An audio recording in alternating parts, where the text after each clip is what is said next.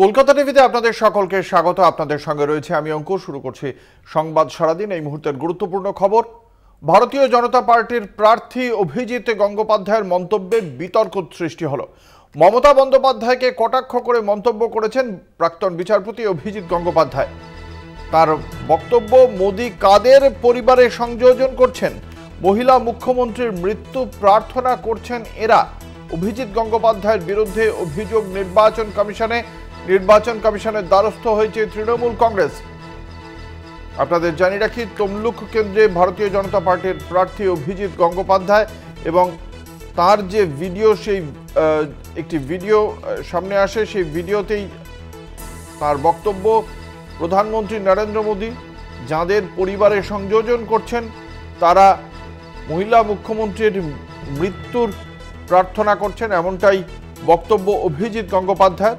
ইতিমধ্যেই সেই বক্তব্যের প্রেক্ষিতে নির্বাচন কমিশনের দ্বারস্থ হয়েছে তৃণমূল কংগ্রেস। ঠিক কি বলেছেন অভিজিৎ গঙ্গোপাধ্যায় আমরা শোনাবো।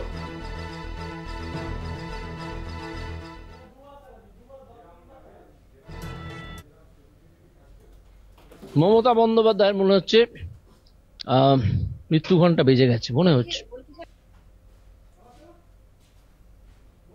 মমতা বন্দ্যোপাধ্যায়ের মনে হচ্ছে মৃত্যু ঘণ্টা বেজে গেছে মনে হচ্ছে।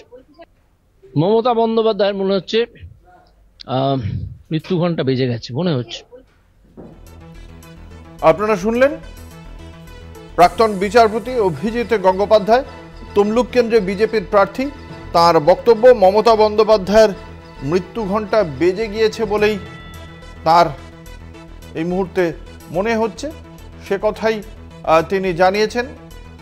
এই বক্তব্যটাই আজকে তৃণমূল এই ভিডিও পোস্ট করেছে এবং সেই পোস্টের সামনে আসতেই বিতর্কের সূত্রপাত এবং তৃণমূল কংগ্রেসের পক্ষ থেকে এই ভিডিও সমেত তারা নির্বাচন কমিশনের দ্বারস্থ হচ্ছেন।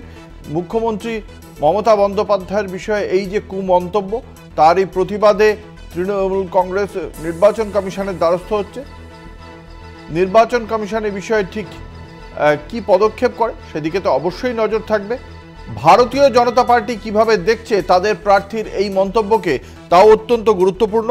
আমরা দেখেছিলাম দিলীপ ঘোষ এর আগে যখন রাজ্যের মুখ্যমন্ত্রী সম্পর্কে কুকথা বলেছিলেন, সেই সময় বিজেপির কেন্দ্রীয় নেতৃত্বের পক্ষ থেকেও শোকজ করা হয়েছিল দিলীপ ঘোষকে এবং ক্ষমা প্রার্থনার কথাও বলা হয়েছিল।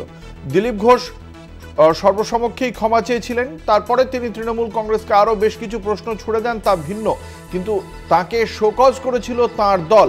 এক্ষেত্রে প্রাক্তন বিচারপতি অভিজিৎ গঙ্গোপাধ্যায় কি শোকজ করবে কেন্দ্রীয় নেতৃত্ব? এই মুহূর্তে আমাদের সঙ্গে টেলিফোন লাইনে রয়েছেন তৃণমূল কংগ্রেসের মুখপাত্র শান্তনু সেন। প্রথমেই আপনাকে কলকাতা টিভির পক্ষ থেকে স্বাগত জানাই। আজ অভিজিৎ গঙ্গোপাধ্যায় যে মন্তব্য করেছেন এ বিষয়ে আপনার প্রাথমিক প্রতিক্রিয়া চাইব। দেখুন, অভিজিৎ বন্দ্যোপাধ্যায় তিনি যখন বিচারপতি ছিলেন, তিনি লার্জার দ্যান লাইফ একটা ইমেজ তৈরি করে বিজেপির মদতপুষ্ট হয়ে বিভিন্ন ধরনের রায় দিয়েছিলেন। পরবর্তী ক্ষেত্রে তার মুখোশ খুলে গেল, দুর্নীতির বিরুদ্ধে বড় বড় কথা বলে দুর্নীতিগ্রস্ত বিজেপিতে গিয়ে নিজে নাম লেখালেন এবং তিনি ভগবান থেকে শয়তান হয়ে গেলেন। এবং বিজেপির সংস্কৃতি হচ্ছে নারী বিদ্বেষী সংস্কৃতি, মহিলাদের অপমান করা, ভারতবর্ষের একমাত্র মহিলা মুখ্যমন্ত্রীকে কুরুচিকর মন্তব্য করা। তাই সেখানে গিয়ে তাদের স্কুলে পড়াশোনা করছেন, তাই তাদের স্কুলে গান চাইছেন। আর তিনি যত এগুলো করবেন তত বেশি বিজেপি ভোটবর্ষে ভোট কমবে, একটা মহিলাও বিজেপিকে ভোট দেবে না, তত বেশি মমতা বন্দ্যোপাধ্যায়ের প্রতি সমর্থন পাবে। ধন্যবাদ। আমাদের সঙ্গে ছিলেন তৃণমূল কংগ্রেসের মুখপাত্র শান্তনু সেন।